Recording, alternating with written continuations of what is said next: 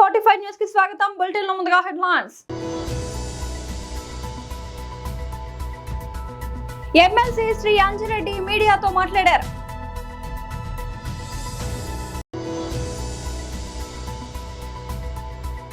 తెలంగాణ భవన్లో BRS MLA Devireddy Sudheer Reddy విలేకరుల సమావేశం.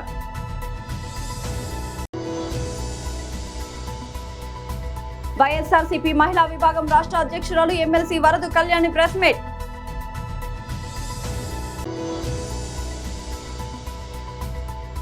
తెలంగాణలోని బోగతా జలపాతం ఉగ్ర రూపం. ఎమ్మెల్సీ శ్రీ అంజిరెడ్డి మీడియాతో మాట్లాడారు. చేసిన మీడియా మిత్రులందరికీ నమస్కారం. మన ఈరోజు ప్రెస్ మీట్ చేసిన మన గౌరవ అతిథి శ్రీ అంజిరెడ్డి గారికి ఎమ్మెల్సీ వారిని ఈ ప్రెస్ మీట్ అడ్రస్ చేయవలసిందిగా కోరుచున్నాం.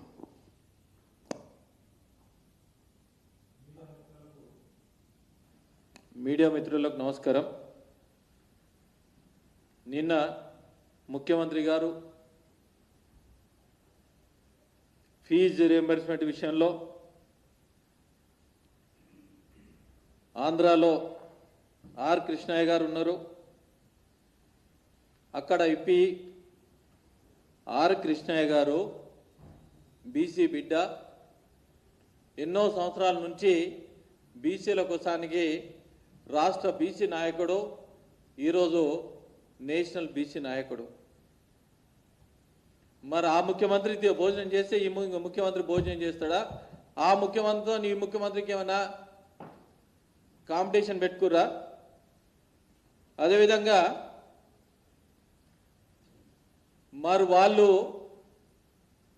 మరి కాంగ్రెస్ పార్టీ మేనిఫెస్టోలో 21 పేజీ నంబర్ మనం ఏమిచ్చినాం? ఇదే కాంగ్రెస్ పార్టీ గతంలో ఉన్న ముఖ్యమంత్రి దివంగత నాయకుడు రాజశేఖర్ రెడ్డి గారు పెట్టిన ఫీజు రియంబర్స్మెంట్ మీరేం రాశారు? కాంగ్రెస్ పార్టీ అమలు చేసిన ఫీజు రియంబర్స్మెంట్ పథకాన్ని ఇంకా మెరుగైన రీతిలో కొనసాగిస్తాం. అంటే మెరుగైన రీతిలో కొనసాగిస్తామంటే 15,000 కోట్ల అమౌంట్ ఉండి ఇంచుమించుగా ప్రతి సంవత్సరం 15 లక్షల నుంచి 20 లక్షల మంది ఫీజు రియంబర్స్మెంట్ బాధన పడ్డారు. ఇప్పటికీ 4 సంవత్సరాలు అయింది. సుమారు 60 లక్షల మంది ఫీజు రియంబర్స్మెంట్ రాక ఎన్నో ఇబ్బందులు పడతా ఉన్నారు. భారతీయ జనతా పార్టీ ఒకటి తీసుకున్న కార్యక్రమం ఫీజు బకాయి బీజేపీ లడా అయిన కార్యక్రమం తీసుకొని వణుకు పుడతా ఉన్నది కాంగ్రెస్ పార్టీకి. ఆ కార్యక్రమంలో ఎన్డీఏ పార్టీ అక్కడ ఉన్నది, మరి ఇక్కడ తీసుకోరా అనే రకంగా అడుగుతా ఉన్నారు. నేను ఒకటే అడుగుతా ఉన్నా, జవాబు చెప్తా ఉన్నాను. కోర్టు సాక్ష్యంగా 15 తారీఖు లోపల ఫీజు రియంబర్స్మెంట్ చేస్తాను మాట ఇచ్చినవా లేదా? దీనికి జవాబు చెప్పాలి. చాలామంది ఫీజు రాక, విద్యార్థులు సర్టిఫికెట్ లేక, పై చదువులు చదవలేక, అరే ఉద్యోగాలు క్యాంపస్ సెలెక్షన్ అయిన తర్వాత కూడా ఫీజు అమౌంట్ ఇవ్వలేక పరిస్థితి చాలామంది ఉన్నారు. తెలంగాణ భవన్లో బీఆర్ఎస్ ఎమ్మెల్యే దేవిరెడ్డి సుధీర్ రెడ్డి విలేకరుల సమావేశం. హైడ్రా అంతా కూడా భావి తరాల వాళ్ళకు ఉపయోగపడుతుంది. భావి తరాల వాళ్ళందరూ కూడా బాగుంటే, చెరువులు కుంటలు అన్నీ బాగుంటే రేపు భావి తరాలు బాగుంటుందని చెప్పేసి ఒక అందమైన భాష్యం చెప్పి హైడ్రాని తీసుకొచ్చి కేవలం తనకు అనుకూలంగా ఉన్న వారికి ఒక తీరుగా, తనకు వ్యతిరేకంగా ఉన్న వారికి ఒక తీరుగా హైడ్రాను ఉపయోగిస్తున్న సంగతి మీకు అందరూ కూడా తెలిసిన విషయమే. ఇష్టం వచ్చిన వాళ్ళకు ఒక రకంగా, ఇష్టం లేని వాళ్ళకు ఒక రకంగా, బ్లాక్మెయిల్ చేయాలంటే ఇంకో రకంగా. ఎక్కడ కూడా ఇప్పటి వరకు కూడా అనేక సందర్భాల్లో వాళ్ళకి హైడ్రాకు వచ్చిన కంప్లైంట్లలో అది కాంగ్రెస్ ప్రభుత్వానికి ఏమన్నా ఆదాయాన్ని తెచ్చిపెట్టే మార్గం ఉంటే ఒక రకంగా ప్రవర్తిస్తుండ్రు, మరి ఆదాయం లేకుంటే ఇంకొక రకంగా ప్రవర్తిస్తుండ్రు. ఒక్క ఎన్ కన్వెన్షన్ కూల్చినప్పుడు ఈ రాష్ట్ర ప్రజలందరికీ కూడా ఒక రకమైనటువంటి ప్రభుత్వం బాగా చేస్తుందేమో అని చెప్పేసి ఆ రోజు అభిప్రాయం కనిపించింది. కానీ ఎన్ కన్వెన్షన్ కూల్చినాక అది కేవలం ట్రైలర్ మాత్రమే, ఒక సినిమా మాత్రమే అని చెప్పుకుంటూ దాని తర్వాత అనేక మంది పేద ప్రజల ఇళ్ళు కూలగొడుతూ పెద్దవాళ్ళ భూములు రక్షించుకుంటూ వాళ్ళ జోలికి వెళ్లకుండా వాళ్ళని ఏమి అనకుండా కేవలం పేద ప్రజల వాళ్ళకు గుడిసెలు మాత్రం కూలగొట్టుకుంటూ ఏమనంటే హైడ్రా కంప్లైంట్ వచ్చింది, ఇది ప్రభుత్వ ల్యాండు, ఇది చెరువు కబ్జా చేసిన ల్యాండ్ అని చెప్పేసి ఎంతోమందిని నడి రోడ్డు మీద పడేసిన ఘనత ఈ హైడ్రాకున్నది. మరి పెద్దవాళ్ళ జోలికి ఎందుకు వెళ్తారని చెప్పేసి ఆ రోజు నుంచి ఈ రోజు వరకు ప్రతిపక్షంగా ఉన్న మేమందరం కూడా అడుగుతూనే ఉన్నాం. నిష్పక్షపాతంగా చేయండి. హైడ్రా అంటే నిష్పక్షపాతంగా మీ విధులు నిర్వర్తించండి. అంతేగాని మీ వాళ్ళకు ఒక నీతి మరి పరాయి వాళ్ళకు ఒక నీతి అని చెప్పేసి చేయకండి అని చెప్పి విజ్ఞప్తి చేస్తున్నా కానీ ఏ రోజు కూడా పట్టించుకోకుండా పెడచెవిన పెట్టి కోర్టు స్టేలు, కోర్టు స్టేటస్కోలు ఎన్ని ఉత్తర్వులు ఉన్నా కానీ హై హ్యాండెడ్నెస్గా కు అలా కంచె నిర్మించిన ఘనత హైడ్రాది. కొన్ని లక్షల కోట్ల రూపాయల వర్తు సేవ్ చేసామని చెప్పేసి హైడ్రా రంగనాథ్ గారు చెప్పుకుంటారు.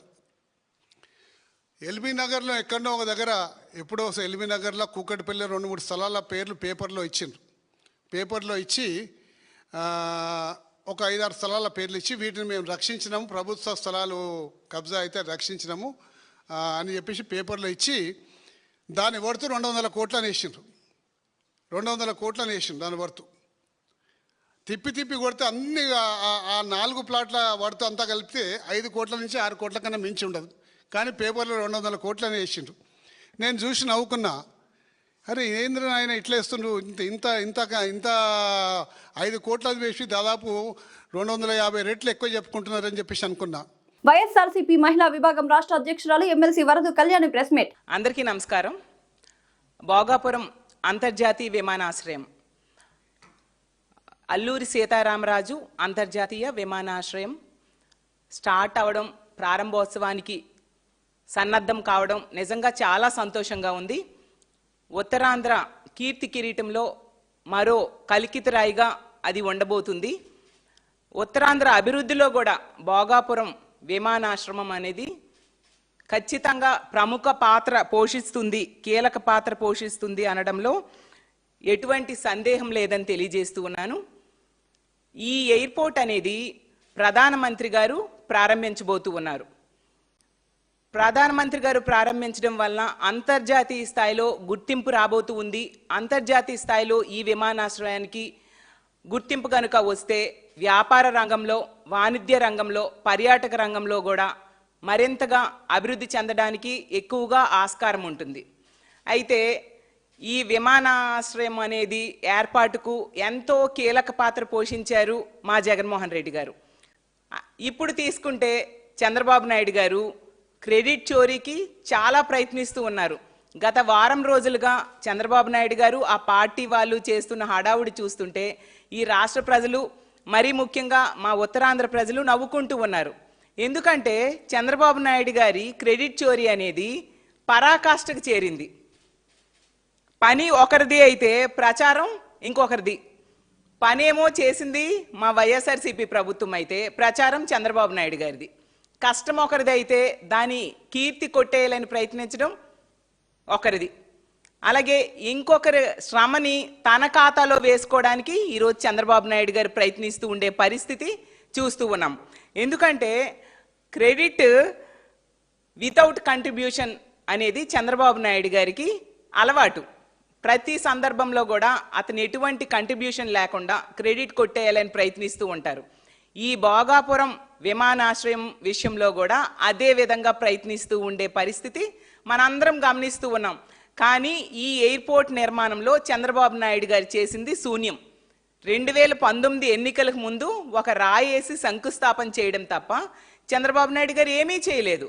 ఎందుకంటే 2020 జూన్లో జిఎంఆర్తో అగ్రిమెంట్ చేసుకోవడం అయితేనే R&R అవ్వచ్చు, భూసేకరణ అవ్వచ్చు, అక్కడున్న ప్రజలకి పునరావాసం కల్పించడం అవ్వచ్చు, అక్కడ ఎయిర్పోర్ట్కి కావాల్సిన వాటరు, అలాగే డ్రైనేజెస్, ఎలక్ట్రిసిటీ, ఇంటర్నల్ రోడ్స్, అలాగే ఏరోనాటికల్ సర్వీసెస్, ముఖ్యంగా నిధుల సమీకరణ అన్నీ కూడా చేసింది మా ప్రభుత్వ హయాంలో మా జగన్మోహన్ రెడ్డి గారు. అది చిన్న పిల్లాడిని అడిగినా చెప్తారు. ఇప్పుడు క్రెడిట్ కొట్టేయడానికి వీళ్ళు ప్రయత్నిస్తూ ఉండడం చాలా హాస్యాస్పదం. ఆ రోజు చంద్రబాబు నాయుడు గారు వలన సాధ్యం కాని భూసేకరణను జగన్మోహన్ రెడ్డి గారు పూర్తి చేయడం జరిగింది. అలాగే తీసుకుంటే 4 గ్రామాల ప్రజలకు పునరావాసం మా ప్రభుత్వ హయాంలో ఏర్పాటు చేయడం జరిగింది. వాయవ్య బంగాళాఖాతంలో ఏర్పడిన తీవ్ర వాయుగండం ప్రభావంతో తెలంగాణలోని ఉత్తర జిల్లాలో ఎడతెరిపి లేకుండా భారీ వర్షాలు కురుస్తున్నాయి. ఈ క్రమంలో ములుగు జిల్లా వ్యాప్తంగా కురుస్తున్న కుండపోత వర్షాలకు ప్రసిద్ధ పర్యాటక ప్రాంతమైన బోగతా జలపాతం ఉధృతంగా ప్రవహిస్తోంది. గత 10 గంటలుగా అటవీ ప్రాంతంలో వర్షం నిరంతరాయంగా కురుస్తుండటంతో ఎగువ ప్రాంతాల నుంచి భారీగా వరద నీరు వచ్చి చేరి జలపాతం ఉగ్ర రూపం దాల్చింది. ఈ పరిస్థితుల నేపథ్యంలో పర్యాటకుల భద్రతను దృష్టిలో ఉంచుకుని అటవీ శాఖ అధికారులు చర్యలు చేపట్టారు. ములుగు జిల్లా వాజేడు మండలం చీకుపల్లి వద్ద ఉన్న బోగతా జలపాతం సందర్శనను తాత్కాలికంగా నిలిపివేస్తున్నట్లు ప్రకటించారు. వరద ఉధృతికి రాళ్లు జారే ప్రమాదం ఉండడంతో పాటు ప్రవాహం ఒక్కసారిగా పెరిగే అవకాశం ఉన్నందున పర్యాటకులు ఎవరూ జలపాతం వైపు రావద్దని అధికారులు విజ్ఞప్తి చేశారు. అవాంఛనీయ సంఘటనలు జరగకుండా జలపాత పరిసర ప్రాంతంలో భద్రతను పెంచినట్లు తెలిపారు. వరద తగ్గి పరిస్థితి అదుపులోకి వచ్చే వరకు పర్యాటకులు, పోలీసులు, అటవీ శాఖ అధికారుల ఆదేశాలను పాటించాలని సూచించారు. అర్హత కలిగిన ప్రభుత్వ డిగ్రీ లెక్చరర్లకు న్యాయం చేయాలని డిమాండ్ చేస్తూ qualified government degree lecturers association Telangana ఆధ్వర్యంలో నేడు ఇందిరా పార్క్ ధర్నా చౌక్ వద్ద భారీ ధర్నా నిర్వహించారు. ఈ సందర్భంగా సంఘం నాయకులు మాట్లాడుతూ ప్రభుత్వం డిగ్రీ కళాశాలలో అక్రమ పదోన్నతులు, చట్టవిరుద్ధ సీనియారిటీ అర్హతలు లేని నియామకాలు, అధికారుల నిర్లక్ష్య వైఖరి కారణంగా నిజమైన అర్హులైన లెక్చరర్లకు తీవ్ర అన్యాయం జరుగుతోందని ఆవేదన వ్యక్తం చేశారు. ప్రభుత్వం వెంటనే అక్రమ ప్రమోషన్లను రద్దు చేయాలని, చట్టవిరుద్ధ సీనియారిటీని సరిదిద్దాలని, అర్హతలు లేని వారి నియామకాలను తిరస్కరించాలని, బాధ్యులైన అధికారులపై సస్పెన్షన్ చర్యలు తీసుకోవాలని డిమాండ్ చేశారు. అదేవిధంగా ప్రభుత్వ మెమో నెంబర్ 6518/CE/A1 2019 తక్షణమే అమలు చేసి ఎన్ఈటీ, ఎస్ఎల్ఈటీ, పిహెచ్డి అర్హత కలిగిన లెక్చరర్లకు న్యాయం చేయాలని ప్రభుత్వాన్ని కోరారు. డిమాండ్లు నెరవేర్చే వరకు తమ ఉద్యమం కొనసాగుతోందని, అవసరమైతే రాష్ట్ర వ్యాప్తంగా ఆందోళనను మరింత ఉధృతం చేస్తామని సంఘం నాయకులు ప్రభుత్వానికి హెచ్చరించారు. ప్రభుత్వానికి, కమిషనరేట్ గారికి అందజేశాము. ముఖ్యంగా ప్రిన్సిపాల్ ప్రమోషన్స్లో జరుగుతున్న అవకతవకల గురించి వారి యొక్క దృష్టికి తీసుకెళ్లారు. కానీ కమిషనర్ గారు స్పందించారు, కానీ ఈ యొక్క లిస్టు తయారు చేసిన అధికారులు మాత్రం ఎటువంటి స్పందన లేదు. రోజు వాళ్ళ యొక్క మొండితనము, అవినీతే పెరుగుతున్న తప్ప న్యాయంగా వాళ్ళు ఆలోచించే పరిస్థితిలో లేరు. మరి ఇటువంటి సందర్భంలో మాకు మిగిలింది ఒకటే మార్గం. ముందుగా మేము దీనికి హంగర్ స్ట్రైక్ నోటీస్ ఇచ్చాము. కానీ మరి పోలీసు వారి యొక్క ఆజ్ఞానుసారంగా దీన్ని మేము ధర్నాగా మార్చుకోవాల్సిన పరిస్థితి ఏర్పడ్డది. అది కూడా 1 డేకి పర్మిషన్ ఇచ్చారు. సో ఈరోజు మేము ఇక్కడ ఉన్నామంటే ప్రభుత్వం తప్పకుండా దీని గురించి ఆలోచించాలి. ముఖ్యంగా ముఖ్యమంత్రి గారు, వారి దగ్గరనే విద్యాశాఖ ఉంది. గతంలో మాకు విద్యాశాఖ మంత్రిగా శ్రీధర్ బాబు గారు ఉండేవారు. కాంగ్రెస్ ప్రభుత్వం ఉన్నప్పుడు శ్రీధర్ బాబు గారు ఎప్పుడైతే మంత్రి శాఖను తీసుకున్నారో ఇమ్మీడియట్గా మాకు 1 ఇయర్ లోపల ప్రమోషన్స్ అనేవి లభించాయి. క్వాలిఫికేషన్స్ ఉన్న వారికి మొదటిసారి ప్రమోషన్ వచ్చిందంటే కాంగ్రెస్ ప్రభుత్వంలోనే శ్రీధర్ బాబు గారి నాయకత్వంలో మాకు వచ్చిన ప్రమోషన్స్. మేము ₹1 కూడా ఖర్చు పెట్టుకోలేదండి ఆ టైంలో. ఇప్పుడు మా యొక్క విజ్ఞప్తి ఏంటంటే ముఖ్యమంత్రి గారికి, అదే శ్రీధర్ బాబు గారిని పిలిపించి వారు మాకు మధ్యవర్తిగా ఉండి ఈ ప్రిన్సిపాల్ ప్రమోషన్స్కి వారు మధ్యవర్తిత్వం స్వీకరించాలి. ఎందుకంటే వారు ఒక న్యాయపరమైన మంత్రి గారు, ఎథిక్స్ ఉన్నవి, చదువుకున్నవాడు, అదేవిధంగా నిర్మోహమాటంగా మాట్లాడగల వ్యక్తి. ఇప్పుడు మెయిన్ డిమాండ్ ఏంటంటే ప్రిన్సిపాల్ ప్రమోషన్స్లో సీనియారిటీ లిస్టుని సత్వరమే సవరణ చేయాలి. చేసుకుంటూ ఎవరైతే సీనియర్స్ ఉన్నారో వారికి ఉన్న సీనియారిటీ ప్రకారమే లిస్టులో ముందుంచాలి. ఎవరైతే జూనియర్ అడ్డదారులు ముందుకు వచ్చారో 90 మంది వచ్చారండి. ఈ 90 మందిని కిందికి తీసుకెళ్ళాలి. ఈ 90 మంది రావడానికి కారణం ఏంటి? వాళ్ళకు బలమైన కారణం ఒకటే, లావాదేవీలు. ఎవరెంత ముట్ట చెప్తే అంతమంది పైకి తీసుకొచ్చారు. చాలా మొండిగా మాట్లాడుతున్నారు. కారణం ఏంటంటే ఇచ్చిన డబ్బు మళ్ళీ తిరిగి ఇవ్వడం సాధ్యం కాదు. కాబట్టి ఎట్లా మనం దీన్ని కొనసాగించుకోవాలి? సో 98 బ్యాచ్ వాళ్ళు కొంతమంది ఉన్నారు, వీళ్ళకు వాయిస్ లేదు. వీళ్ళని తొక్కేస్తే మనం అనుకునే సాధించుకోగలుగుతాం. ఈరోజు ఈ తొక్కింపు అనేది కనుక సక్సెస్ అయితే రాబో జనరేషన్స్లో కూడా, రాబో సంవత్సరాలకు కూడా దీన్నే కొనసాగించుకోవచ్చు. అడ్డదారులు అక్రమైన ప్రమోషన్స్ ఇవ్వచ్చు అనే ధోరణిలో ఉన్నారు. దీనికి సంబంధించిన అధికారులు ఎవరైతే ఉన్నారో మల్టీ జోన్ 2కు సంబంధించిన జేడీ గారు డాక్టర్ బాలభాస్కర్ గారు దీనికి ముఖ్య కారణం. వారి కింద పనిచేస్తూ ఉన్న ఏడీ శ్రావణి గారు కారణం. సో ఈ అధికారులు ఎవరైతే ఉన్నారో వారి యొక్క రెస్పాన్సిబిలిటీని వారి యొక్క బాధ్యతను సరిగా వాళ్ళు నిర్వర్తించట్లేదు. ప్రతిరోజు వీరి యొక్క నిర్లక్ష్యం వల్ల మా జీవితాలు నష్టపోతున్నాయి. మేము ఇంత చదువుకున్న ప్రొఫెసర్స్మి ఇవాళ టీచర్స్ డే, గురు పౌర్ణమి రోజు వచ్చి ధర్నా చేయాల్సిన పరిస్థితి వచ్చేది సార్.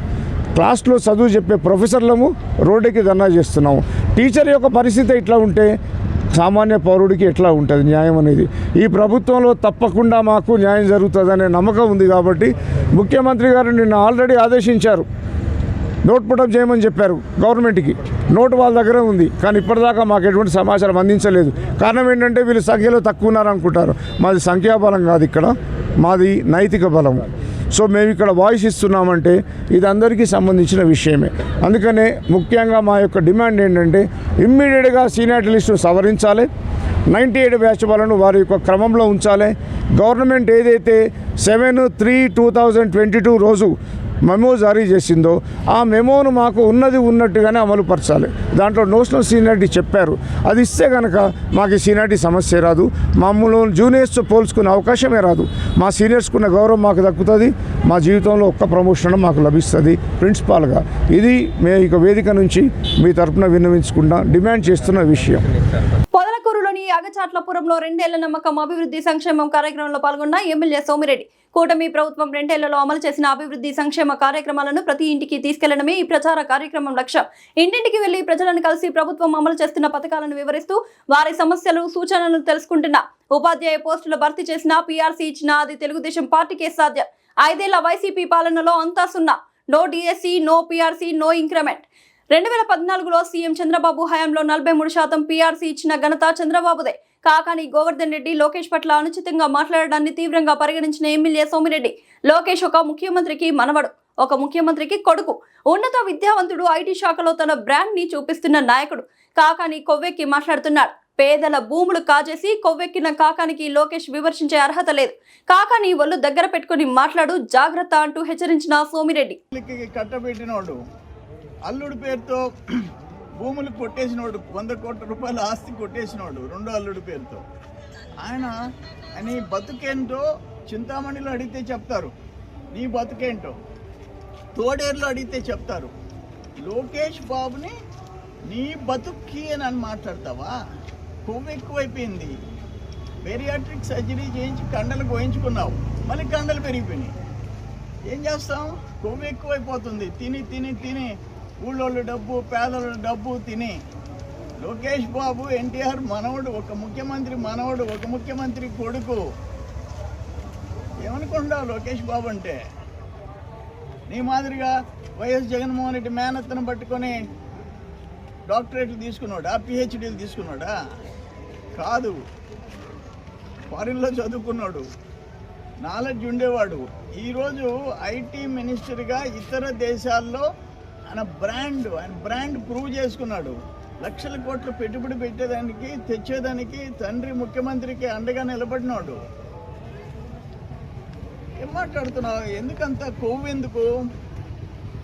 ఏంటి నీ బతుకేంటి? నీ బతుకేంటి? దగ్గర పెట్టుకో, ఒళ్ళు దగ్గర పెట్టుకో, మాట్లాడు. తమాషాలు పడుతున్నావా? డిఎస్సిలో పత్రిక question papers leak అయినాయని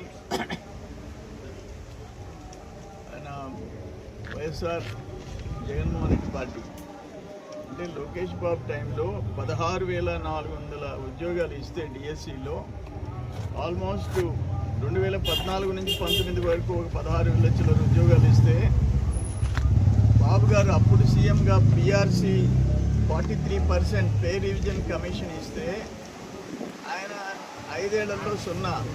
no DSC, no PRC, increment, nothing. ఆయన ఇప్పుడు 14లో 16,400 మంది ఉద్యోగాలు వచ్చి స్పోర్ట్స్ కోటాతో కూడా పర్ఫెక్ట్గా జాయిన్ అయిపోయేసి ఉద్యోగాలు చేస్తుంటే ఆ కడుపు అంటే ఏందని ఎవడో ఒక ఆయన పనికి మాలినోడు దీంట్లో స్పోర్ట్స్ కోటాలో తప్పులు జరిగినాయి అని అంటే ఫలాంది అని చెప్పి స్పెసిఫిక్గా చెప్పు దమ్ముంటే. ప్రిన్సిపల్ సెక్రటరీస్ చాలా క్లియర్గా కేటగారికల్గా జరిగిన ట్రాన్స్పరెన్సీని గురించి, రిక్రూట్మెంట్ గురించి చెప్పారు. ఆసిఫాబాద్ కొమరం భీం జిల్లాలోని తుంపెల్లి వాగు, గుండి వాగులను పరిశీలించి పోలీస్ సిబ్బందికి, రెవెన్యూ సిబ్బందికి వరద తగ్గిన తర్వాతనే ప్రజలు దాటేందుకు అనుమతి ఇవ్వాలని, వరద అధికంగా ఉన్న సమయంలో రాకపోకలు నిలిపివేయాలని, భద్రతా చర్యలకు సంబంధించిన సామాగ్రి అందుబాటులో ఉంచుకోవాలని సూచించారు. రానున్న 4 రోజుల పాటు జిల్లాలో భారీ నుంచి అతి భారీ వర్షాలు కురిసే అవకాశం ఉన్నందున ప్రజలు అత్యవసరమైతే తప్ప బయటకు వెళ్లకుండా జాగ్రత్తలు తీసుకోవాలని తెలిపారు.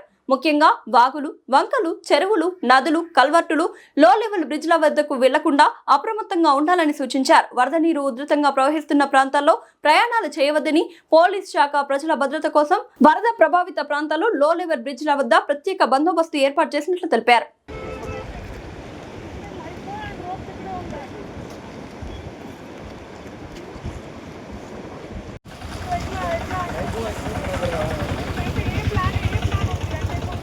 బులెటిన్ ముగించే ముందు హెడ్లైన్స్ మరోసారి.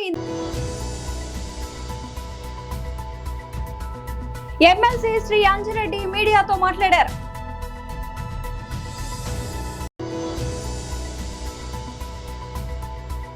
తెలంగాణ భవన్లో బీఆర్ఎస్ ఎమ్మెల్యే దేవిరెడ్డి సుధీర్ రెడ్డి విలేకరుల సమావేశం.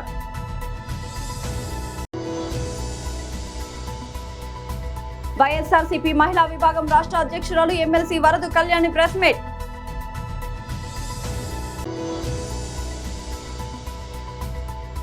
తెలంగాణలోని బోగతా జలపాతం ఉగ్ర రూపం. ఇవాళ బులెటిన్ అప్డేట్. మరొక బులెటిన్ మళ్ళీ కలుద్దాం. అంతవరకు సెలవు.